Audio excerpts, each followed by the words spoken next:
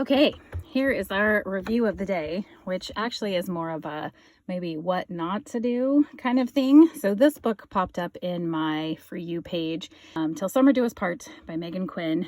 Now, Megan is a New York Times bestselling author, so obviously she's a really good writer. And this looks like a romantic comedy based on the cover. So I thought, cool, I've been reading nothing but psychological thrillers. I'll jump into a romantic comedy. And then I got to the first page, and this were the first lines.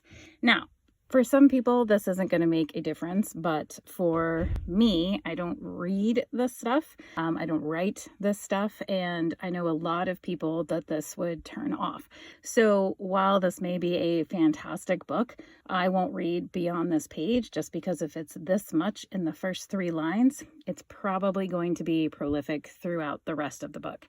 And if you are an author and you're thinking about, do I need to curse in my books? One thing I always tell my creative writing students is if you have to curse to create what a character would say, you're probably not doing a good enough job building the character in other ways. But secondly, that's fine, but you're going to turn off a bunch of readers because there are people who do not want to read this, who don't want to see, on-screen intimacy. And that doesn't mean that there's not a place for this book. I mean, she's a New York Times bestselling author, so obviously she has a ton of people.